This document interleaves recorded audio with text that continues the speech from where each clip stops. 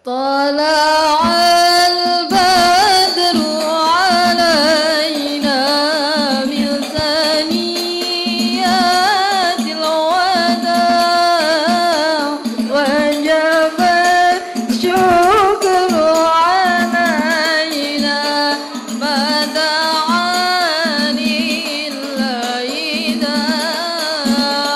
طلع البدر علينا من ثنيات الوداع وجب الشكر علينا ما دعاني الإله.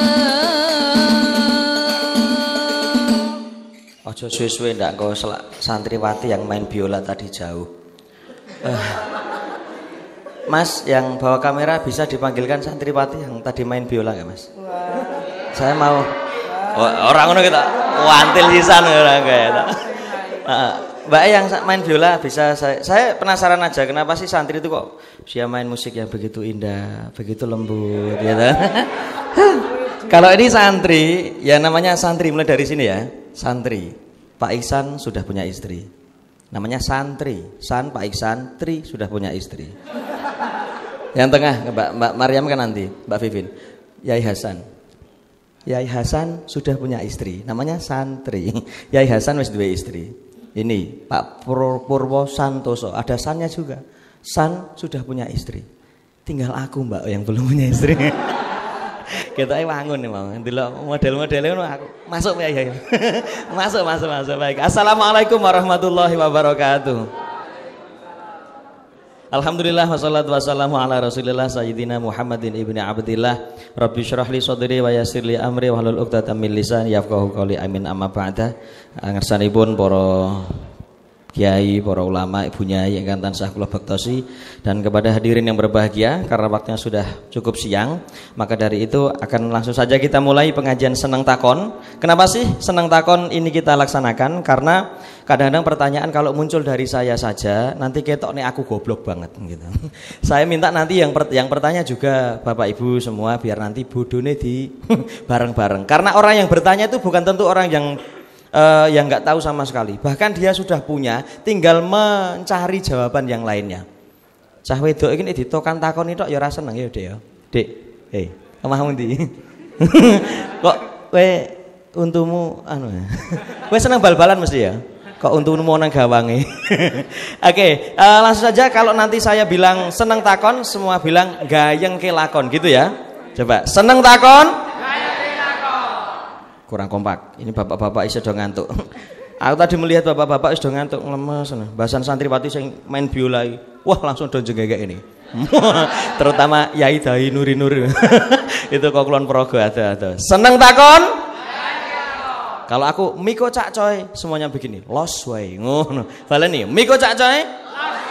Oke, langsung saja kita panggil keempat narasumber kita. Ada Yai Haji Hasan Abdullah, ada Mbak Maryam Fitriati dan juga Bapak Iksanuddin serta Pak Gofar. Oke, kami persilakan maju ke depan. Tepuk tangan dong buat keempat narasumber kita.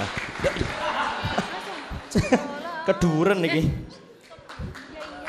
Tolak meneh.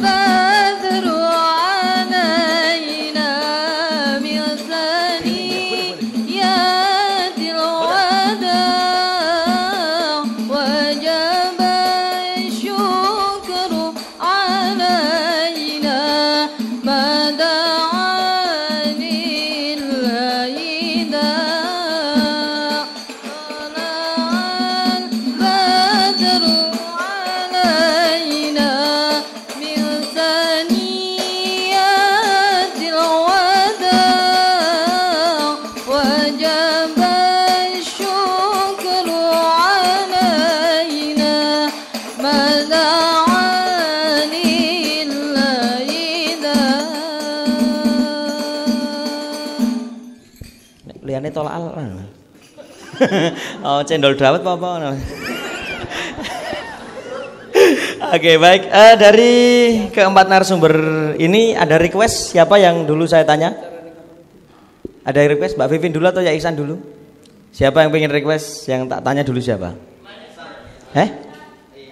Yai Hasan. Ya. Sebagai bini sepuh ingkang kinurmatan, jane ya urung tak sepuh wani mon dereng tak kathah kok. Nggih, kula balangan iki jane urung tak rambut ya to. Aku ya urung tuas niki ya to, wis layak pakai. Nggih, Assalamualaikum Yai Hasan. Nggih, pun agem niki pun nggih. Nggih. Pawarto saya Yai. Waalaikumsalam Mas Coy yang belum rabi. Wasta. Lah pripun putrine? Aku ora dhewe niki ya. Lah wis kedisikan kancamu. Wah. Disikan kancamu nyebai kancamu. Kancane niki sing tak santete ngene. Keseharian Yai Hasan napa niki? Keseharian menjadi KTP PWNU. Oh iya, tepuk tangan dulu dong buat Yai Hasan. KTP PWNU. Menawi untuk menjaga kekompakan kita di NU, rumus-rumus dari jenengan apa Yai Hasan? Sebelum nanti kita masuk ke dunia santri. Ya. Kami di PWNU menjaga kekompakan dengan cara kami selalu bertemu, selalu saling curhat, Ya. menyampaikan apa saja yang menjadi problem mereka masing-masing, baik itu nyangkut persoalan perjuangan di tengah masyarakat maupun terkait dengan ketugasan masing-masing. Ya. Biasanya kalau ngobrol di Pak Pong gitu ya.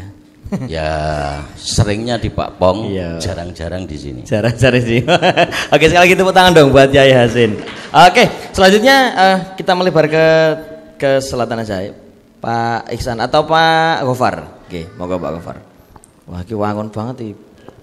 Jenggot iso wangun ya to. Ane aku meng jenggot telu tak ingu.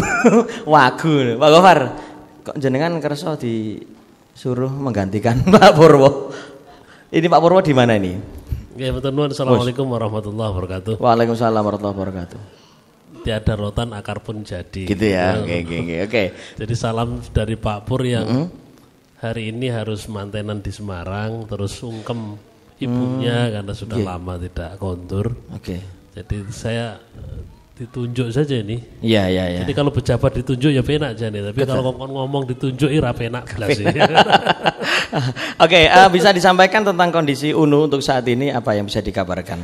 Ya alhamdulillah UNU sekarang masuk tahun ketiga dan respon masyarakat sudah mulai baik, artinya percaya kepada UNU dan UNU terus melakukan langkah-langkah inovasi yang rantai duit itu harus inovatif. Gitu ya, senajan rantai duit ya. Sehingga dari hasil inovasi nanti menghasilkan apa yang disebut dengan uang itu datang. Oh gitu. Kata teman-teman OPM, all the money, all the people money. Jadi duitnya uang liya yang teko gitu. Jadi bukan duitnya dewe.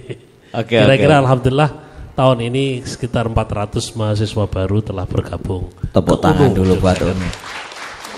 Mahasiswa yang bergabung itu dari mana saja untuk atau kebanyakan dari Jogja atau luar Jogja? Ya alhamdulillah UNU sudah mengindonesia. Ya. Jadi dari berbagai wilayah, ada yang dari Sumatera, ada yang dari Nusa Tenggara Barat, ada dari Madura, Jawa Timur, Jogja, wabil khusus, dan ada juga dari Thailand. Thailand? Ada dari Thailand. Ya. Thailand kuliah di UNU juga? Kuliah di UNU. Alhamdulillah, tepuk tangan sekali dong buat UNU. Pokoknya kita kalau ikut seneng takon itu nggak usah banyak-banyak tugasnya. Tepuk tangan guyu, tepuk tangan guyu ngono tok wae. Nek kira-kira seneng ya guyu, nek kira-kira seneng ya semeneng wae ora apa-apa. Yang penting tepuk tangan begitu aja. Mergo nek ora tepuk tangan tuh tanda gudiken. Oke, terima kasih Pak Gofar. Selanjutnya Yai Hasan, Pak Ihsan, adzan dulu. Kita dengarkan adzan. Langsung aja nggih, monggo. Derek Yai Ihsan. Oke. Assalamualaikum Yai Ihsan. Salam warahmah. Nggih. Waalaikumsalam warahmatullahi wabarakatuh, Cak Coy. Kalau di sini nggak kerso dipanggil Yai, Kang Ihsan mawon. Karena punya channel Kang Ihsan, ngaji bareng bersama Kang Ihsan. Jangan lupa nanti di subscribe channelnya Kang Ihsan. Oke, keseharian Pak Ihsan apa nih?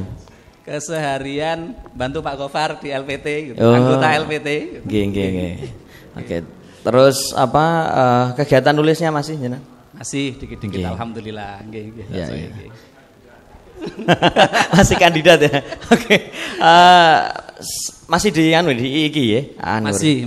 Ya, Nggih. terima kasih juga kami sampaikan kepada Yai Heri Guswanto tadi yang juga sempat rawuh, nggih. Terima kasih kami ucapkan. Masalah senang takon dulu sebelum nanti kita membahas tentang tema santri. Kenapa sih ya Ihsan waktu itu juga semangat untuk membuat senang takon? Seneng takon itu dulu dibuat dalam rangka untuk menginisiasi pengajian yang sifatnya interaktif gitu. Iya. Jadi pengajian-pengajian kan biasanya monolog gitu. Nah, ketika kita lihat yang anak-anak muda monolog itu kurang tertarik, kita bikin yang sifatnya interaktif. Jadi teman-teman datang, kalau konsepnya itu kan datang bawa pertanyaan, pulang bawa pencerahan gitu. Konsepnya Cak Pipin itu ya. Oke, datang bawa pertanyaan, pulang bawa pencerahan. Oke, terima kasih, tepuk tangan dong buat Yai Ihsan. Mbak Vivin, nah ini Mbak Vivin ya namanya, panggilannya. Oke. Iya. Mbak Vivin nama Maryam Fitriati. Dipanggilnya? Vivin. Mbak Vivi. Vivi atau Vivin? Vivin. Vivin ya. Ini dari pengurus Fatah tapi ini lebih ke santripreneur ya, entrepreneurnya. Ya. Kenapa sih Mbak Janan kok seneng nyambut gawe? Mbok yo sing nyambut gawe lanang wae ngopo? Wedok kok dadak nyambut gawe barang, monggo. Sebenarnya kalau kita ya untuk perempuan nyambut gawe kan di eksistensi kita ya, bahwa kita ada gitu. Kalau kita ada berarti kita nyambut gawe. Nyambut gawe gitu ya. Tapi selain itu adalah kalau kita lihat ya sebenarnya ada wujud kepuasan bahwa kita juga berbuat untuk masyarakat. Satu. Makanya saya lebih senang bukan disebut pengusaha, pengusaha. tapi sebagai sociopreneur. Apa itu? Sociopreneur. Mungkin kalau kita lihat pengusaha yang orientasinya bukan hanya profit, tapi kita juga berorientasi pada sosial. Contoh. Dan itu adalah ciri khas santri sebenarnya. Oh, gitu ya. Karena tidak kita bisa hindarkan, santri itu dari dulu sampai sekarang tetap santri. Nggih Pak, ya nggih. Iya. Jadi saya sekarang pun juga sebenarnya bukan makomnya di sini karena saya masih santri yang harusnya delosor di depan itu. Caca. Gitu ya. Bukan di depan sini karena masih Enggak santri. ya, fotonya wis ning kene yo. Ngestokaken dawuh ketua Fatayat saja.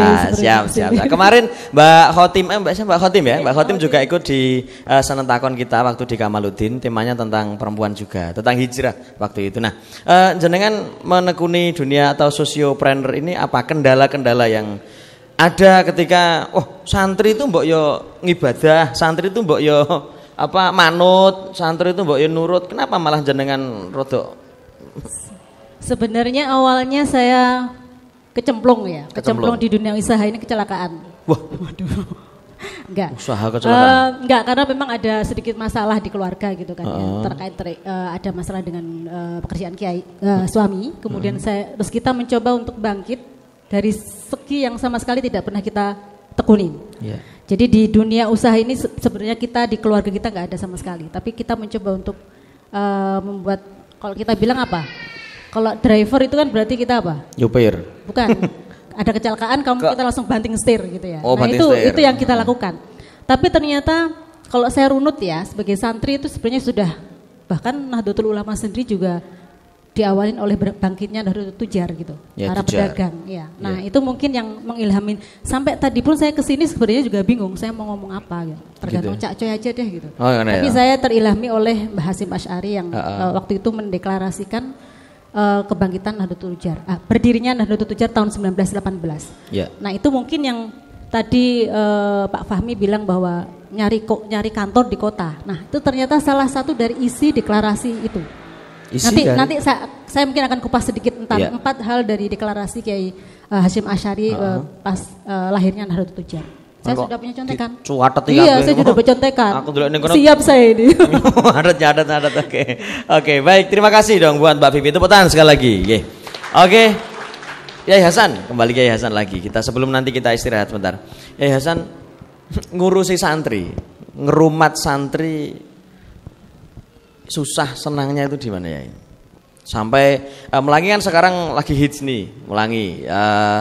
Otomatis ada campur tangan dari Yai Hasan juga kan. Nah, ngerumat santri supaya mereka tetap senang ngaji dan supaya tetap mereka senang dan bangga menjadi seorang santri itu bagaimana? Iya. Jadi ngerumat santri itu sebetulnya menyenangkan dan malah indah menurut saya ketika kita melihat santri sebagai anak, sebagai anak kita.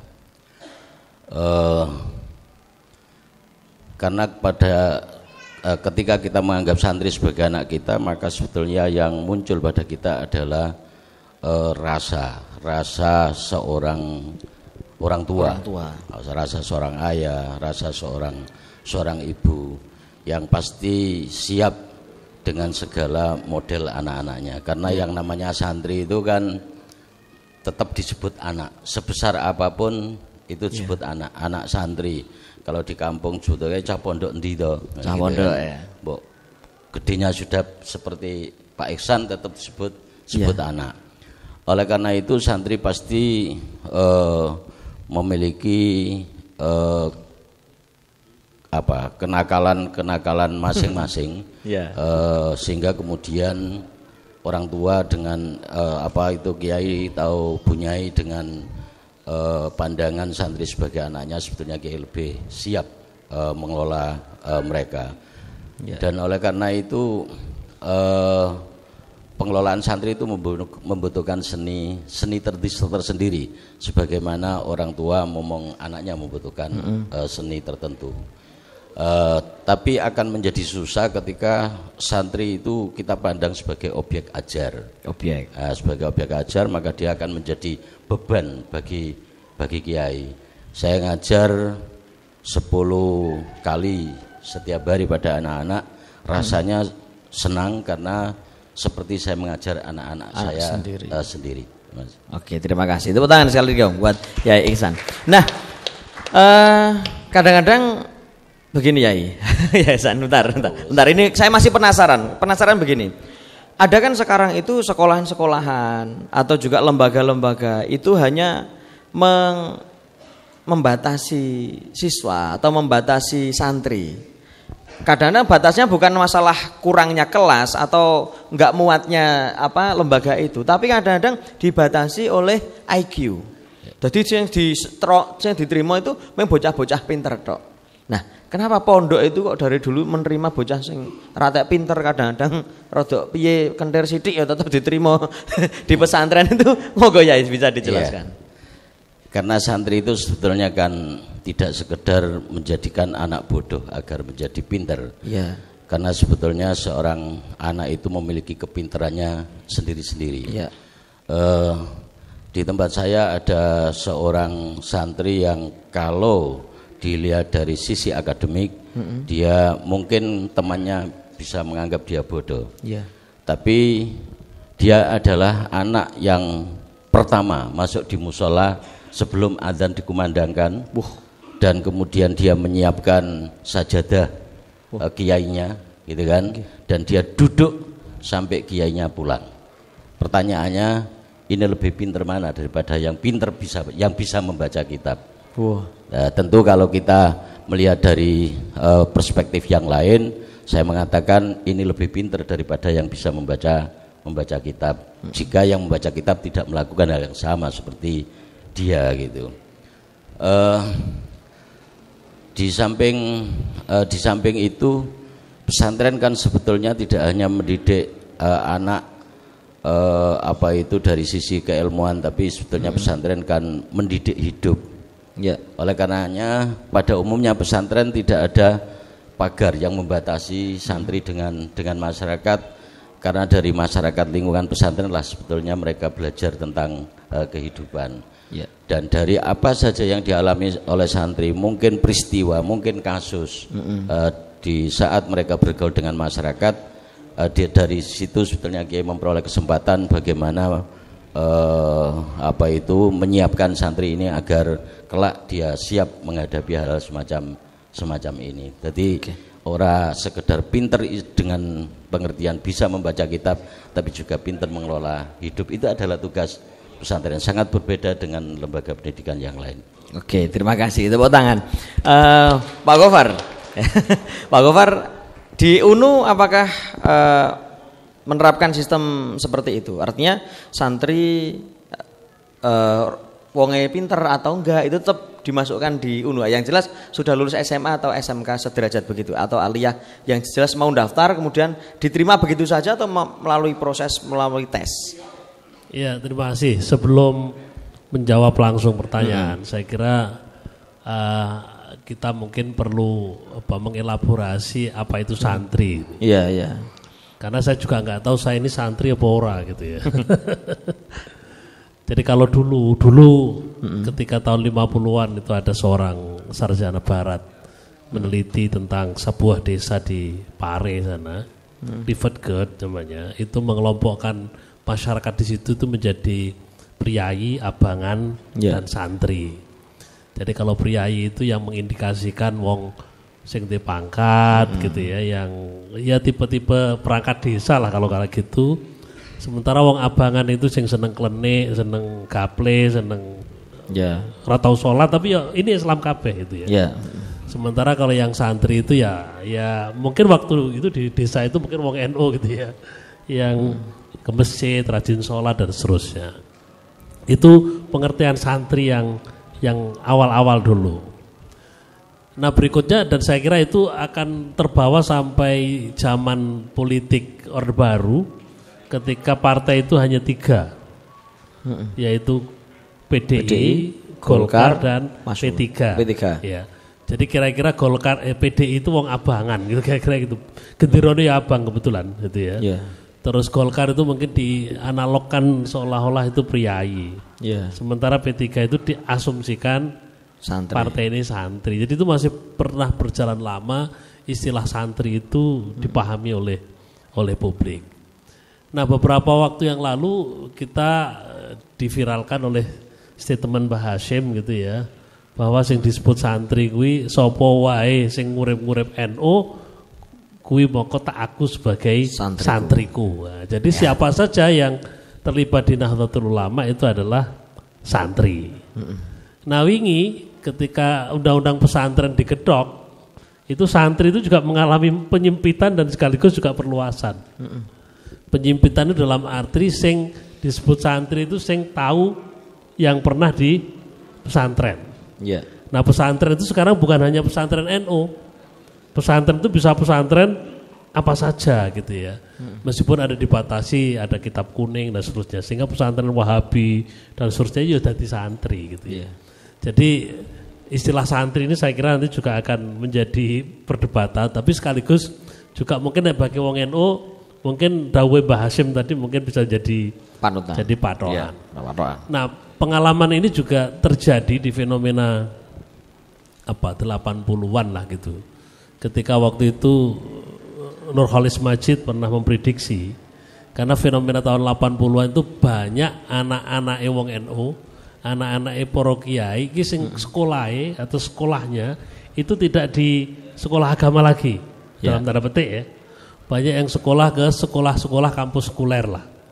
Jadi ke UGM, ke ITB, ke UNER, ke Unipro, jenis itu. Nah ini nanti kan akan menjadi sesuatu ini, ya kan?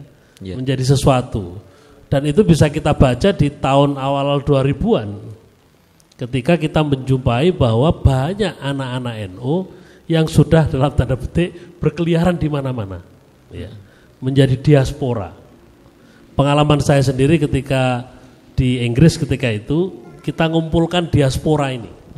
Dan kita membentuk namanya PCI NU United Kingdom.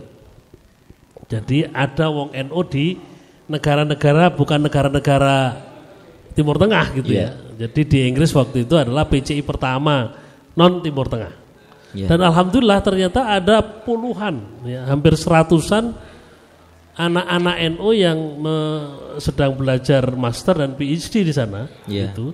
Dan ini ya kalau bahasanya Mbah Hasyim, santrine Mbah Hasyim. Gitu. Jadi santri juga.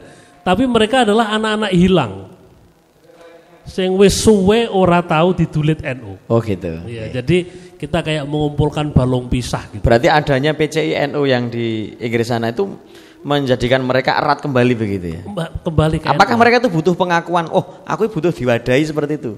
Ketika sudah ada wadahnya mereka kembali lagi, kembali ke kandangnya masing-masing. Nah, ini yang saya kira penting untuk dijawab oleh NU. Ya, ketika akhirnya bertebaran di mana-mana, bahkan sekarang hampir di seluruh negara di dunia, mungkin lebih dari 40 negara yang ada PCI-nya.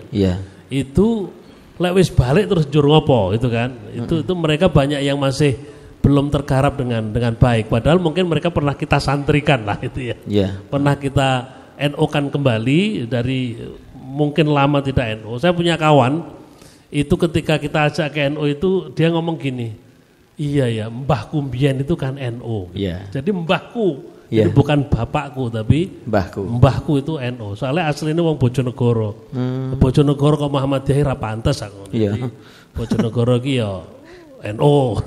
Madura barang ra pantes ya Bojonegoro. Iya, Madura iki pitik wae NO. Jadi alhamdulillah dia menjadi NO dan sampai sekarang alhamdulillah masih bangga dengan NO-nya meskipun ada di profesi yang mungkin tidak lazim. Saya kira ini yang belum dirawat oleh NO dan dengan fenomena ini alhamdulillah UNU ya kembali ke pertanyaan tadi berarti UNU itu kan lahir pasca Muktamar Makassar. Artinya ide itu dari sana yang menggelorakan kaderisasi. Dan UNU diharapkan menjadi salah satu pusat kaderisasi profesional istilahnya. Ya. Karena apa? Karena bagaimanapun juga tantangan NU ke depan itu akan semakin kompleks, bukan hanya di sektor-sektor dalam tanda petik keagamaan, tapi juga di sektor-sektor yang lain. Dan itu kita rasakan sekarang. Kalau kita di BUMN itu wong NU ini sithik, ya kan? Kalau kita di perusahaan-perusahaan besar wong NU ini sithik. Dan ini karena apa? Kita belum punya kader profesional tadi. Nah, maka di UNU pertanyaannya apakah juga melalui proses pendaftaran, seleksi, arahan? Iya. Tentu tidak seketat Gajah Mada gitu ya. Golek wis angel gitu. Tapi kita arahkan untuk memilih orientasi profesi ke depan yang itu nanti akan menjawab persoalan kita ke depan. Jadi UNU sekarang memiliki 11 prodi yang mungkin kalau disebut prodi agamanya guru siji gitu ya. Tapi yang 10 adalah prodi-prodi yang diharapkan nanti itu ikut menjawab persoalan kemasyarakatan ke depan. Oke. Terima kasih. Tepuk tangan buat Pak Gofar. Pak Yai Ihsan. Gimana? Oke, Kang Ihsan ya. Kang Ihsan. Tentang santri, ya kembali ke santri lagi. Mungkin bisa disampaikan sejarah santri atau disampaikan asal mula kenapa disebut santri dan sebagainya selain tadi dibagi 3 kelompok tadi itu. Lanjutkan Pak Gofar dikit. Jadi ada banyak pendapat ya kalau kita baca di buku tentang asal-usul santri itu. Kalau santri itu dikembalikan ke bahasa Sangsekerta, itu artinya berarti berasal dari kata cantri yang berarti seorang murid yang selalu mengikuti gurunya kemanapun dia pergi gitu. Kalau santri itu dikembalikan ke bahasa Tamil itu artinya guru ngaji. Kalau santri dikembalikan ke bahasa India, sastri artinya orang yang menguasai kitab-kitab dari agama-agama gitu. Kalau santri dikembalikan ke bahasa biasa, sastri itu artinya seorang yang dia punya perilaku yang betul-betul dekat ya. Dia menjalani jalan ritual untuk menuju kepada Allah. Lah kalau santri itu sebagai akronim dari bahasa Arab 5 huruf, jadi sin, nun, ta, ro, dan ya. Santri itu berarti harus memiliki sifat yang pertama adalah santri itu sin, gitu. Sin itu yang pertama dia artinya seorang yang dia harus sin yang pertama ya. Itu artinya santri itu harus satirun an aibil ummah. Santri itu siap berjuang untuk menutup kekurangan ummah. Yang kedua, santri terus naibun anisuyuh, siap menggantikan sebagai generasi penerus dari para syekh, para kiai. Kemudian non ro itu rasikhuna fil ilmi. Santri itu ilmunya harus mendalam, mutabahir, dia orang yang luas. Kalau dalam bahasanya Mbah Yai Zainal itu seorang santri harus seorang faqih yang mutafaqih, bukan hanya mutafakir seperti kalau di kampus itu kan mutafakir, jadi mikir tok gitu. Tapi juga harus berpikir transformasinya itu di masyarakat seperti apa. Kemudian ya itu artinya seorang santri harus yakin bahwa dengan menjalani laku sebagai santri itu dia akan menjadi orang yang bahagia dunia sampai akhirat gitu. Oke. Tepuk tangan buat Kang Ihsan. Nah ini kan ada namanya Hari Santri Nasional ya. HSN ya, kan yang biasa disebut HSN. Tapi kadang-kadang kita mikir kalau HSN itu seakan-akan hanya dinikmati oleh kalangan santri-santri mohon tanda. Ini ada Rohan Akbar, hari ini ada Rohan Akbar Cak Coy. Rohan Akbar nasional. Sekarang hari ini. Kerja bakti pesantren secara nasional. kadang-kadang Hari Santri Nasional itu seakan-akan kok dimaknai bahwa ini adalah santri-santri Nahdliyin atau santri-santri NU tok. Seakan-akan mereka yang bukan dari santri atau kalangan pesantren NU itu kok koyo-koyo nggak mau gitu pakai HSN itu. Ada malah ada yang mencemooh, membuli dan sebagainya. Apa itu Hari Santri Nasional lah? Itu bagaimana ya? Pendapatnya. Ya kita biarkan aja kan gitu. Karena memang kemarin kan ada yang ingin menggugat dari santri. Podoro nakoni Gus Dur. Biarkan aja kita aja kok repot ya banyak kayak rasa dikakas ya. Oke, itu banyak kadang-kadang di sosmed kita itu nggak kuat. Nggak kuat. Mbuh ki do ngene iki nyateti po dolanan sosmed ya ora ngerti aku mau mbak iki mau. Tapi kadang-kadang mereka kemudian ngarani wah ini hanya akal-akalane. Nah, sebagainya itu loh. Nah, monggo. Ini apa Yai Hasan atau Pak Gofar nanti yang jawab ini? Kalau saya Cak Soe, menurut saya pengakuan negara terhadap pesantren itu terlambat gitu. Jadi kalau sekarang baru ada UU itu sebenarnya terlambat banget. Harusnya karena pesantren itu pendidikan tertua ya. Kalau kita kembali ke sejarah itu kan ada yang mengatakan yang pertama adalah Sunan Ampel. Ada yang mengatakan yang paling modern itu adalah pendidikan milik Sunan Derajat. Itu kalau ditulis oleh orang Belanda dan dikutip oleh Pak Profesor Kuncoro Ningrat itu kan di kebudayaan Jawa itu tertua pesantren Sunan Derajat termodern gitu. Kalau versi yang lain adalah Sunan Gunung Jati. Artinya pada abad 15 kita sudah ada gitu. Lah kalau ada abad 15 sekarang baru ada undang-undangnya dan baru akan dikasih dana abadi itu terlambat itu pemerintah itu ya telat gitu ya. Tapi enggak apa-apa. Timbang ngurali itu. Mending isihon. Oke, Mbak Vivin. Oke, sebelum nanti kita istirahat Mbak Vivin dulu. Ada tips-tips khusus enggak buat teman-teman mungkin santri putri? Ada santri putri nggih? Kamu santri putri ya? Santri putri tips khusus buat gimana sih biar mereka itu tetap bisa bertahan dengan kesantriannya tapi juga bisa bertahan hidup dari usahanya. Jadi ada cerita dulu ya, mungkin ini cerita Tahadus bin Nikmah aja. Ya. Ketika saya nyantri di Australia waktu itu. Di mana Pak? Australia. Australia ini Magelang Ulon. Oh, enggak. NTT ke selatan lagi. Oh, Paris gitu. Kita memang diuji ya di situ ya karena memang bagaimana kita menunjukkan kesantrian kita di sana. Itu mungkin Pak Gofar juga merasakan itu. Bahkan dengan adanya PCINU di Australia itu sebenarnya mengumpulkan teman-teman yang memang backgroundnya santri, ada yang santri kalong, ada yang santri mondok atau santri yang seperti saya cuma nyantri 3 tahun gitu. Itu sebenarnya belum santri itu. Ada yang bilang 6 tahun itu adalah batas minimal nyantri gitu ya. Saya masih setengah gitu. Tapi prinsip menjadi santri itu harus kita tetap bawa. Tawadhu, amanah, kemudian selalu berpegang teguh pada masyayikh, apa yang sudah diajarkan di pesantren. Kemudian, ini yang penting nih sebenarnya, karena dengan adanya amanah, jadi apapun kita, baik itu jadi pengusaha, ataupun kita jadi pendidik, ataupun jadi ibu rumah tangga, kita pasti juga akan teruji di situ. Jadi ceritanya dulu waktu di sana, banyak teman-teman yang kemudian awalnya jilbaban jadi nggak jilbaban. Karena memang tantangannya adalah bagaimana kita bisa bergaul dengan masyarakat lokal. Karena kebetulan saya kuliahnya di social work Flinders University waktu itu, banyak magang di lembaga-lembaga advokasi perempuan.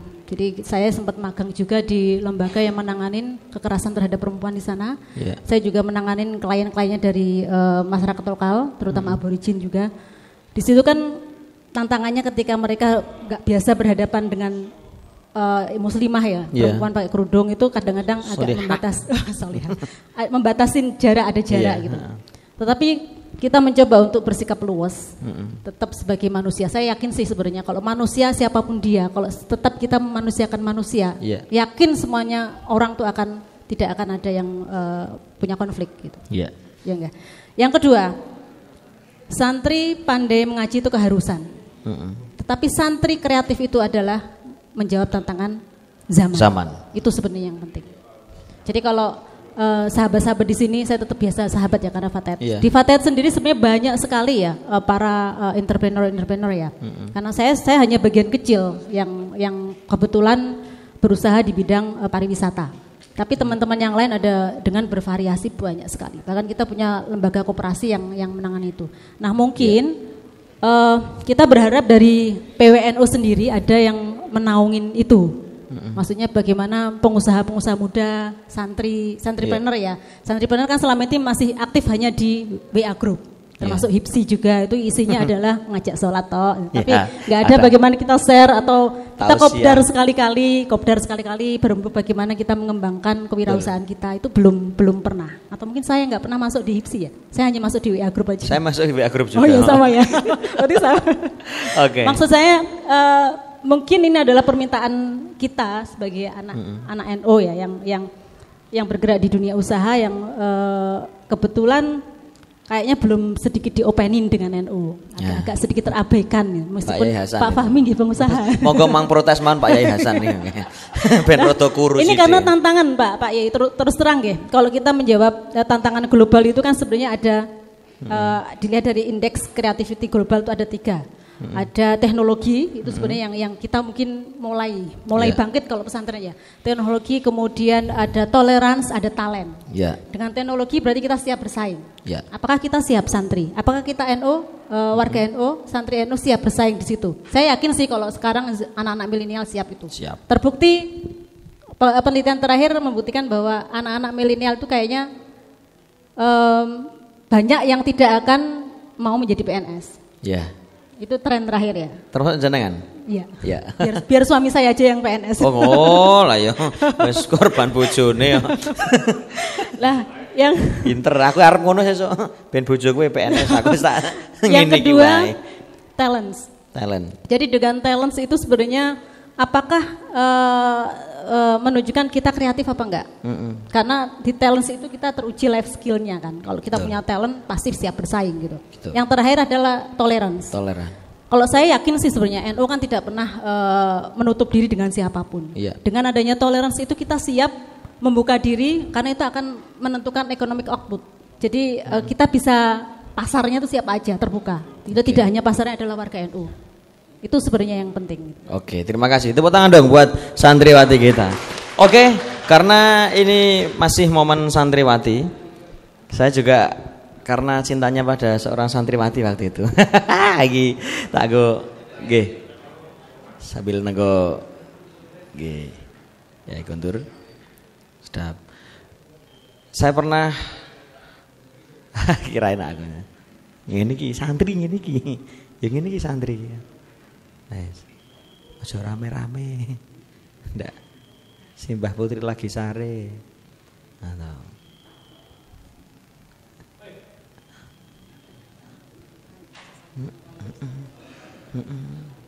nah wes iki mbok iki skors dulu sementara.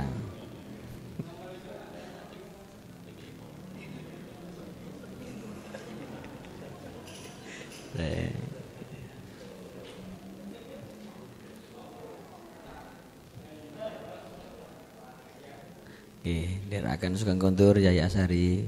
Mugi-mugi tansah pinaringan sehat, tansah pinaringan manfaat, nggih berkah panjang yuswa. Amin ya rabbal alamin. Wis ra ketok iki lagi wani ngomong. Oke, saya ingin mempersembahkan sebuah lagu yang berjudul Tresno Santriwati. Ini saya pernah dulu seneng bagaimana saya sik toh.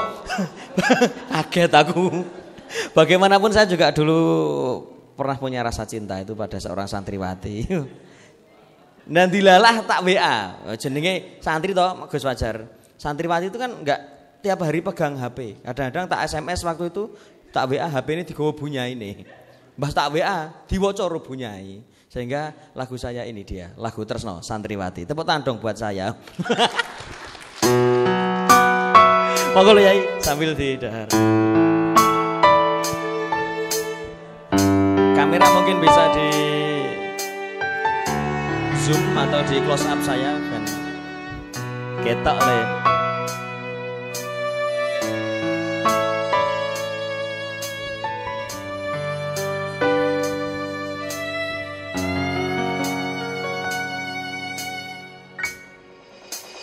Ning Bantul kene sirah krasa mumetenan, mikir ke kowe ana ing pesantren Sleman. Wis tak lilake yen pancen kuwi karepmu, Durung gelem dinikahke isih seneng golek ngelmu. Sing penting kowe ra lali senajan statusmu santri. Sing baku kowe tetep eling senajan sesandingan kitab kuning. Ikut ritmenya tepuk-tepuk. Ayo, iki masuk iki.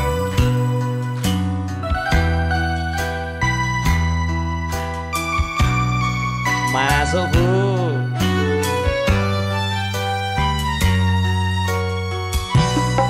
Iki PW koplonan. Gawe sambel bawang ojo nganti ninggal lombok. Aku kowe terhalang rapete gerbang pondok. Tuku iwak kakap ana ing jalan Monjali. Kowe lagi tak WhatsApp malah diwaos bunyai. Pancen dadi ati yen tresnani santriwati. Awan bengi ora bisa lali. Cendol dawet cendol cendol cendol cendol cendol cendol cendol cendol dawet seger pira. Terus jiro lupat 5 6 itu 8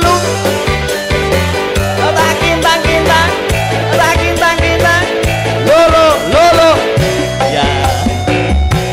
Sing penting kowe ra lali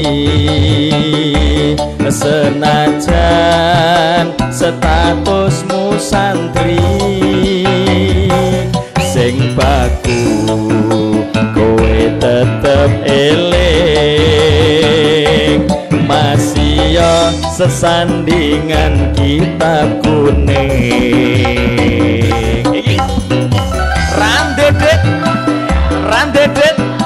Randedet dewe wani ya matur nuwun.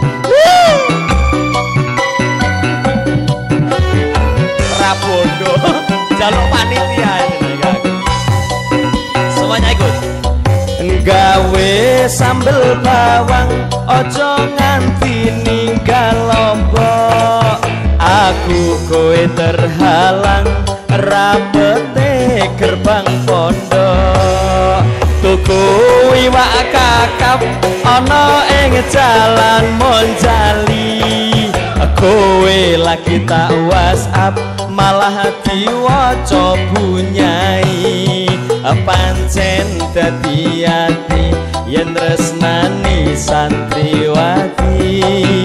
Awan bengi ora bisa lali. Duh wong manis aku dadi pengen nangis. Liwat ngarep omahmu neng dalan Parangtritis. Bakal tak enteni ngundang konco para santri. Aduh ibu nyai kula pengen cepet rabi. Aduh Pak Kiai nyuwun donga gawe bayi.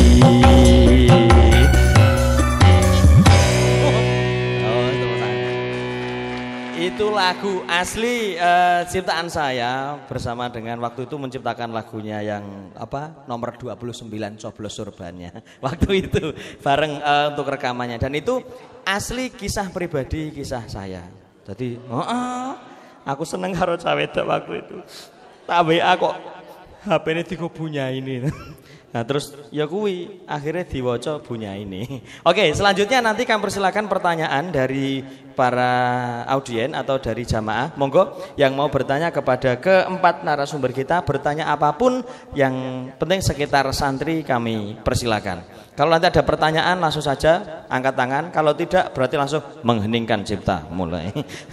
Oke, 1 2 1 2 dulu. Oke, monggo. Maju. Oke. Tak balik kena iki fitmu. NU gawe anu iki. Monggo 1 2. Nanti kalau ada lagi silakan tambah.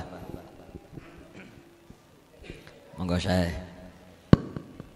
Bismillahirrahmanirrahim. Assalamualaikum warahmatullahi wabarakatuh. Iki Assalamualaikum warahmatullahi wabarakatuh. Kaya arep tausiah. Assalamualaikum. Monggo mau bertanya. Ono ulama. Yes. Matur nuwun. Nggih. Cak Coy. Semoga senantiasa abadi ya. Apa? Maksudnya tidak nikah-nikah. Oh. Habis ngincer. Pertama saya melihat NU di Jogja ini mempunyai karakter khas yang berbeda tentunya dengan NU di tempat lain ya. Seperti di Jawa Timur. Kayaknya di sini lebih elegan ya. Elegan. Dan tingkat intelektualitasnya juga berbeda dengan NU-NU yang lain. Yeah.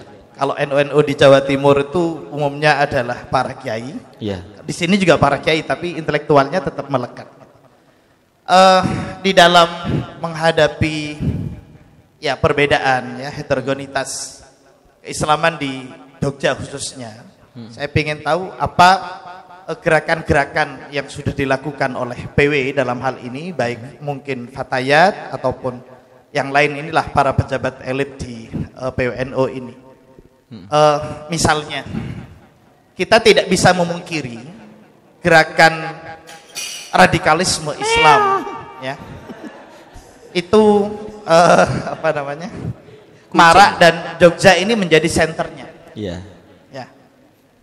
Misalnya di tetangga sebelah itu seringkali mengadakan event-event yang itu luar biasa konteksnya nasional.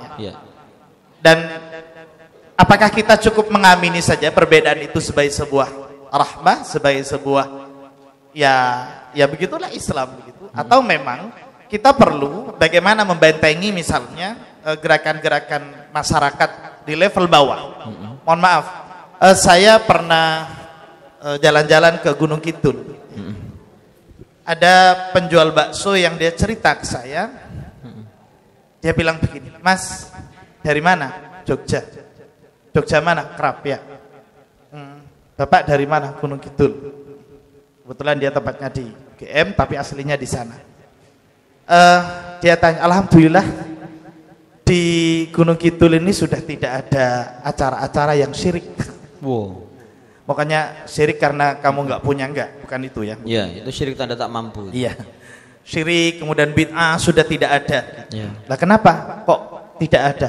Ya alhamdulillah karena sudah tokoh-tokoh NU-nya tidak berperan. Wow. Terlepas dari objektivitas mereka.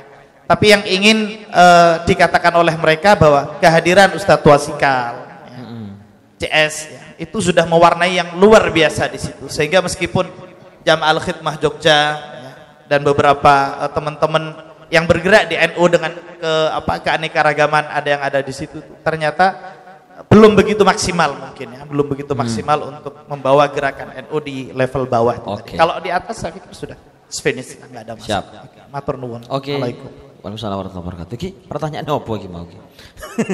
Oke, kepada siapa? Siapa yang berhak menjawab? Apa perlu dijawab oleh Yang Maha Kuasa? Biar Tuhan yang menjawab. Dan yang kedua, monggo Mbak maju silakan sini. Wah.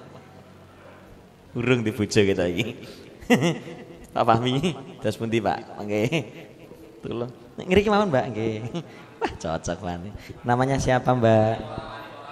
Bani ya. Seneng banget nek ngene iki.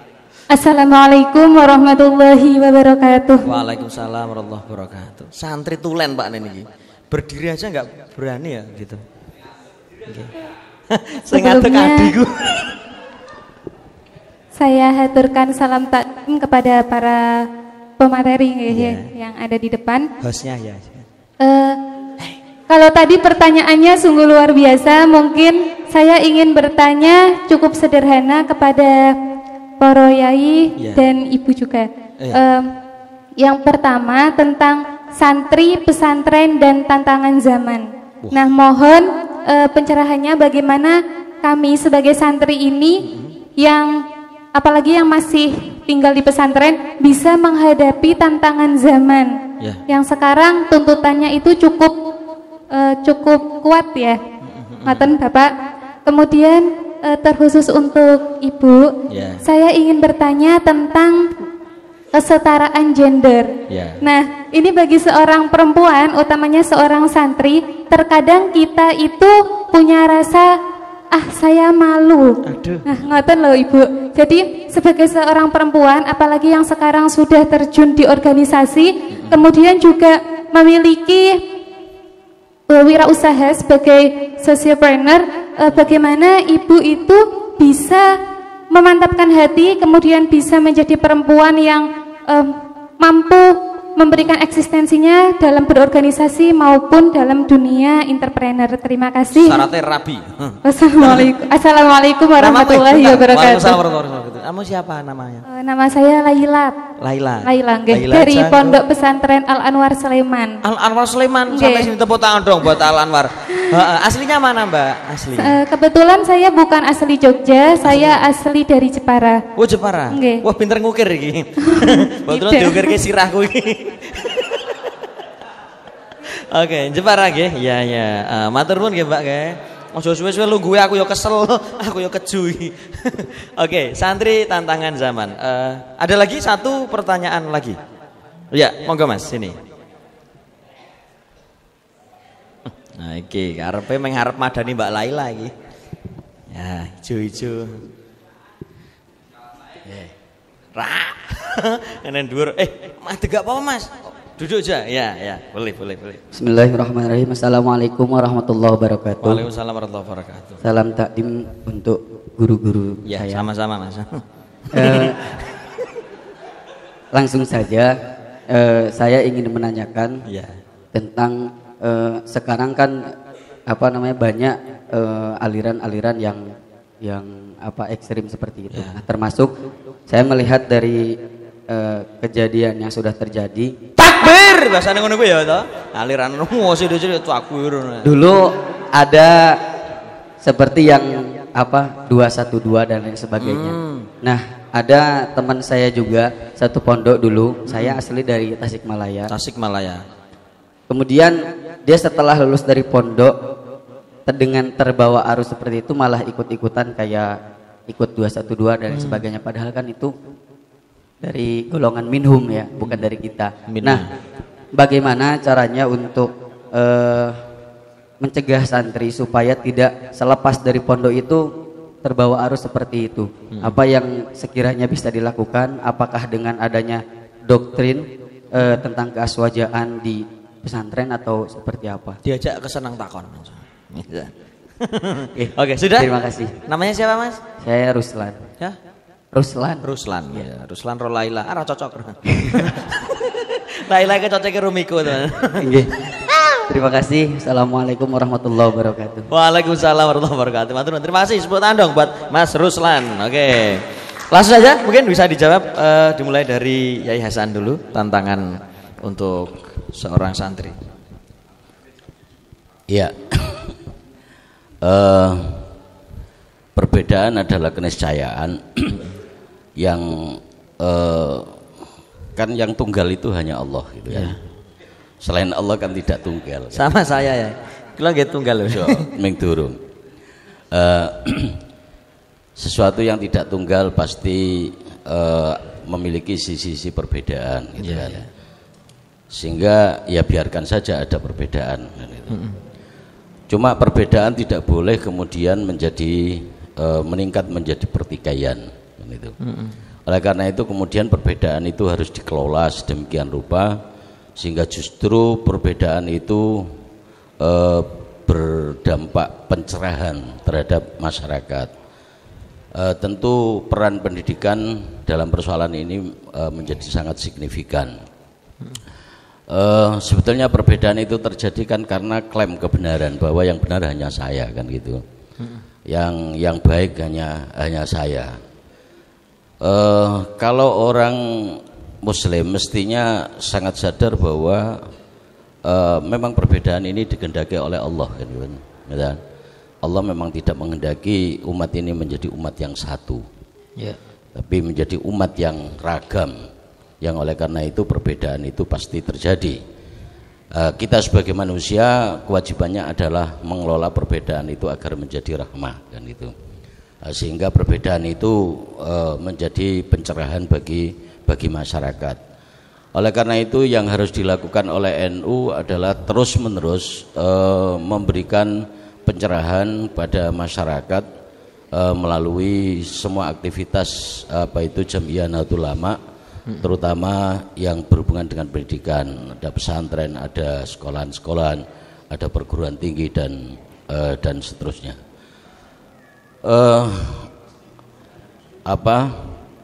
Oleh karena itu santri menurut saya lah ini salah satu kewajiban santri dan tantangan santri gitu kan. Oleh karena itu santri mesti melek terhadap tantangan yang ada kan gitu kan. Santri tidak boleh kemudian menutup diri ibarat katak dalam tempurung gitu kan. Tapi santri harus memahami dinamika yang ada di tengah masyarakat, terus kemudian bagaimana santri menyiapkan diri sebaik-baiknya untuk bisa merespon apa yang ada di tengah masyarakat. Karena santri itu kan kelak menjadi kiai, kira-kira begitu, dan kiai itu harus menjadi obor yang tidak membakar gitu kan, yang tidak membakar kepada umatnya. Salah satu hal yang harus dilakukan oleh santri adalah membaca, banyak-banyak membaca. Karena semua ilmu itu dari Allah, tidak hanya ilmu yang ditulis dengan huruf Arab aja yang dari Allah itu, termasuk yang dengan tulisan Latin juga dari Allah kan itu. Sehingga juga harus dibaca, semua kitab kuning dibaca, kitab putih juga dibaca. Di samping suka melakukan tafakur terhadap apa yang terjadi di tengah masyarakat ini. Di samping itu hari ini saya pikir pesantren memang harus lebih terbuka kepada santri ya. Tidak boleh lagi kemudian seorang kiai menjadi tokoh yang betul-betul sentral gitu kan. Seakan-akan kebenaran hanya ada pada kiai. Tapi kiai harus siap dalam memberikan pencerahan yang utuh pada santri.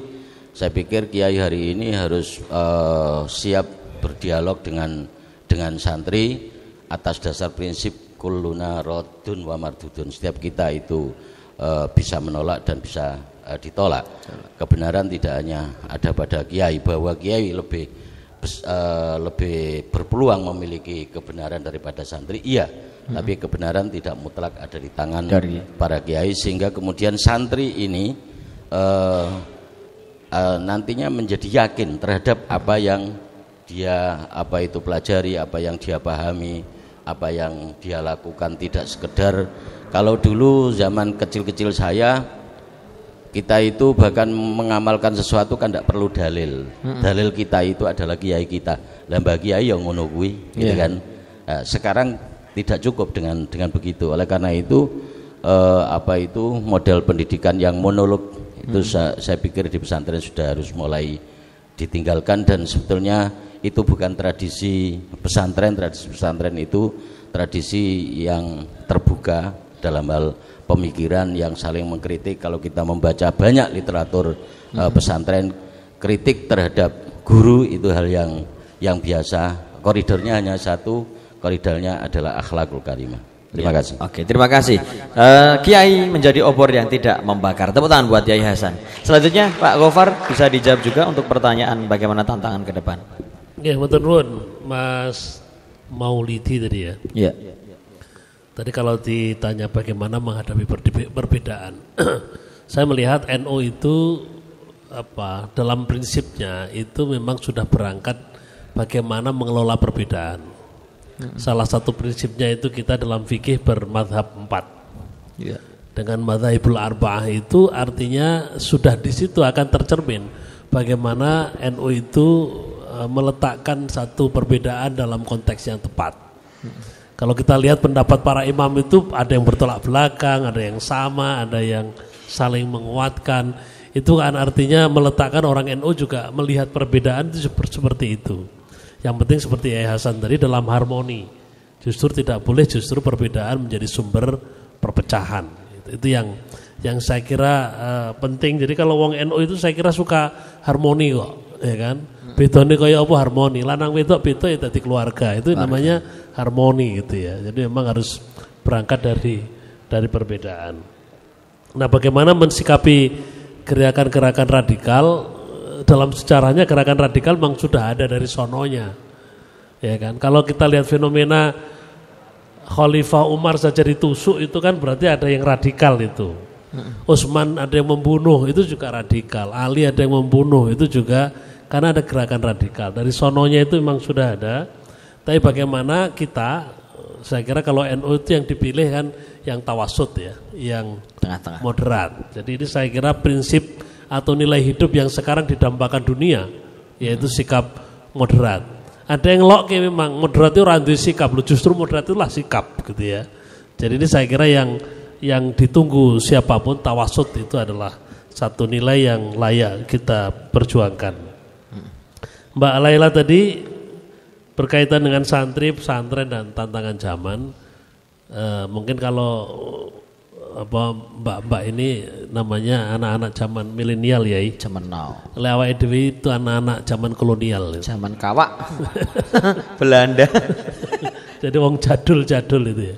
Jadi kalau kita lihat perkembangan ke depan itu yang sekarang dideklar sebagai revolusi 4.0 itu nanti akan ada satu fenomena artificial intelligence. Jadi intelijen yang artificial yang nanti akan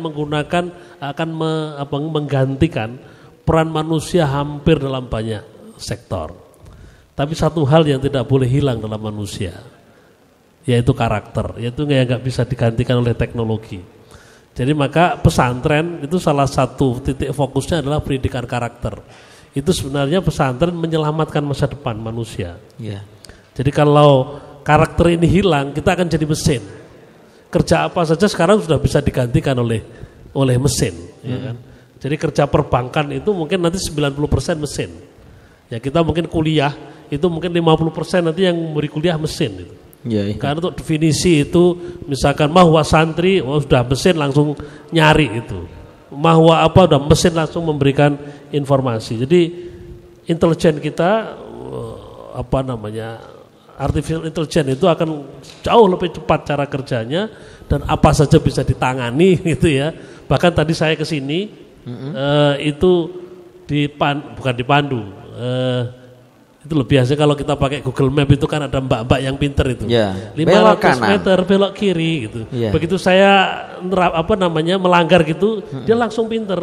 Oh kalau begitu nanti sekian belok kanan gitu. Oh jadi, dia langsung mencarikan. Jadi enggak, memang salah orang ngono. Jadi pinter gitu. Banget. Jadi ini artificial intelligence. Contoh ke depan betapa Pak Polisi nanti tidak perlu penting ya. Jadi pakai ini saja sudah bisa. Tapi satu hal yang menjadi pegangan pesantren dan itu kita apresiasi adalah pendidikan karakter. Jadi saya kira ini satu hal yang perlu tetap kita jaga untuk ke depan. Saya kira mungkin itu yang bisa saya tanggapi. Betul, Kang Ihsan ada tambahan atau langsung Mbak Vivin? Ya. Oke, Mbak Vivin tentang kesetaraan gender. Terima kasih Mbak Laila. Sebenarnya kalau berbicara tentang kesetaraan gender itu harusnya dimulai dari keluarga. Saya bisa di sini, saya semalam sampai 1:30 di Gunung Kidul, baru pulang. Itu juga karena sudah selesai di keluarga. Maksudnya apa? Bahwa pendidikan tentang kesetaraan gender, bagaimana semuanya harus menghormatin atau memberikan peluang terhadap perempuan secara sama, itu harus dimulai dari keluarga. Diselesaikan dari keluarga. Kalau kamu sudah berkeluarga, maka nanti akan selesai. Mari kita berkeluarga. Kita ajak keluarga gelem ora. Ini modusnya ini. Rungokke kuwi. Selain itu, mungkin setelah keluarga, bagaimana perempuan harus mulai merebut ruang publik. Iya.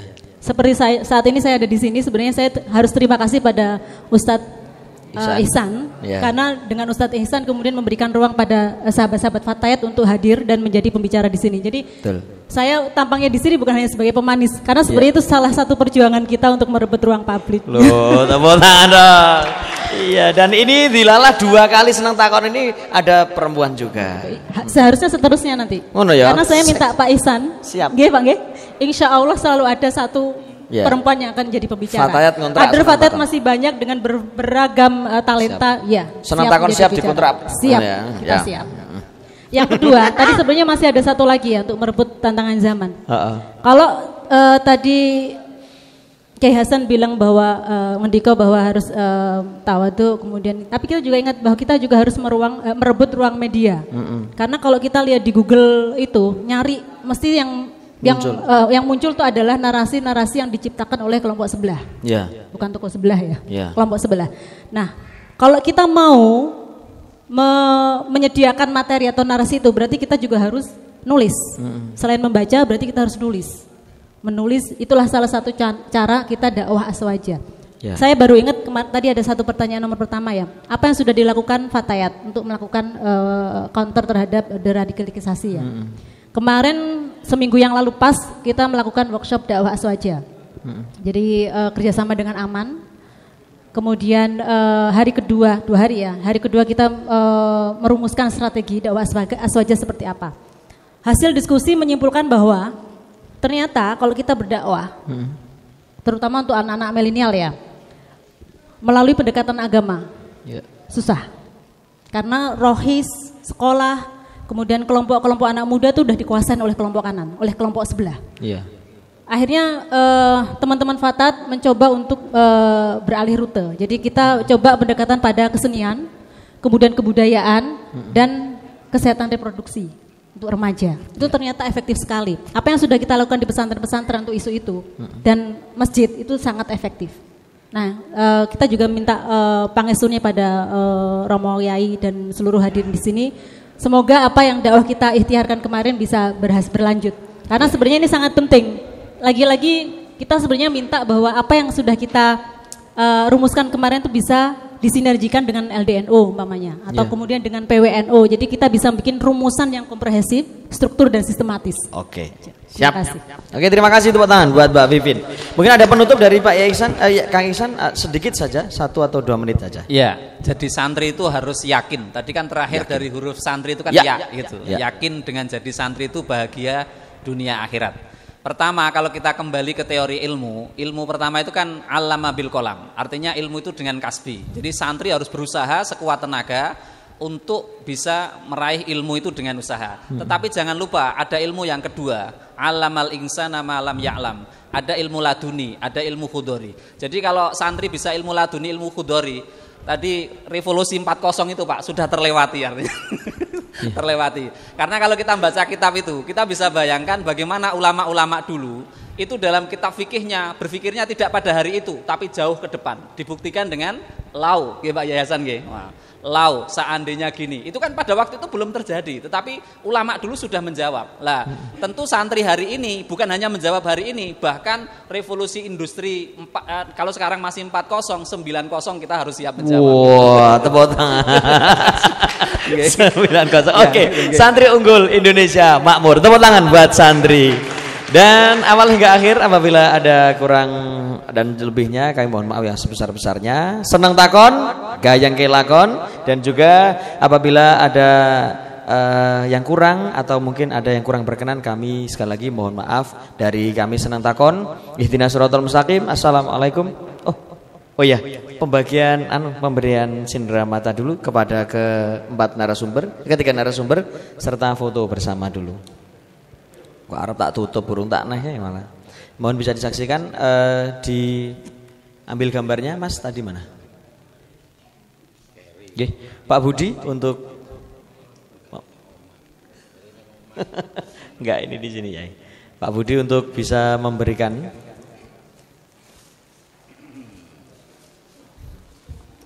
Mas Popo nggih.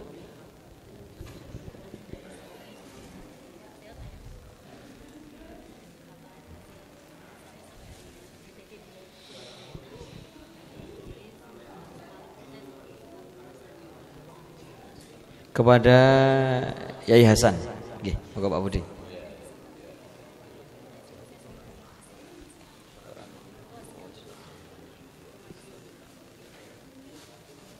Oke. Kameramen ini dia, ket mau meneng dinengke bae. Oke. Ya. Monggo Pak Budi untuk memberikan kepada Yai Hasan. Majeng mawon. Yai. Nggih.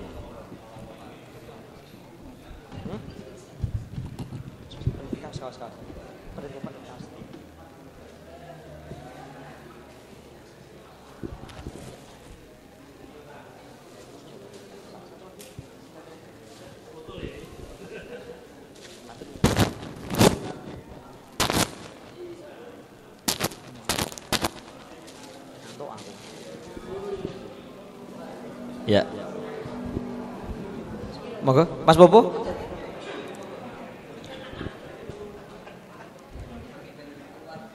Nggih. Pada Pak Gofar. Ya, enggak apa-apa. Naik aja Mas Popo. Mas Popo naik.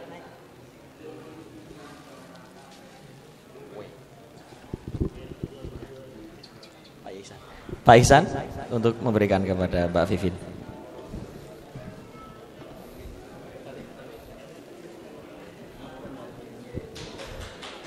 Woi. Yeah. Diminta ke 4 narasumber, Yai, foto dulu. Pak Gofar. Pak Gofar. Kita foto dulu. Pak Fahmi. Monggo.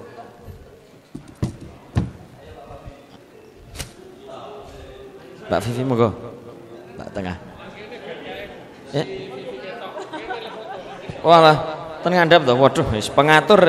Aku ning dhuwur ben ketok dhuwur. Nek ning ngisor cendik banget ya.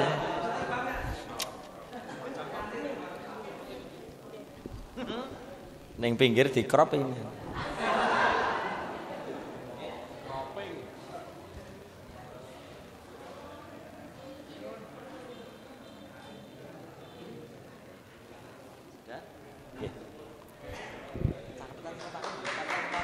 Ya, tepuk tangan buat kita semuanya. Catatan enggak ada. Catatan enggak ada. Sponsor. Baik. Kami ucapkan terima kasih juga kepada kru Senang Takon yang sudah ikut membantu serta kepada keempat narasumber kita. Ada juga kami ucapkan terima kasih kepada Java Videotron, ada Impersa ID, ada Kedaulatan Rakyat, ada Gibeng juga, Sholawat Al Hidayah, Dapur Bumi Pro AB Chicken, ada Lazisnu, ada juga Kasaji. Ya, terima kasih setelah mendukung acara kita. Ada Fostrat juga serta Nu TV serta Miko Cacoy. Tepuk tangan, terima kasih Fostrat. Yuk kita nyanyi satu lagu dulu sebelum nanti kita tutup acara ini, dan kami ucapkan terima kasih kepada seluruh hadirin yang sudah merotoli siji mboko siji karena waktunya juga sudah setengah siji ya toh. Jadi sudah maklum karena ini sudah mulai siang. Ihdinas siratal mustaqim. Assalamualaikum warahmatullahi wabarakatuh.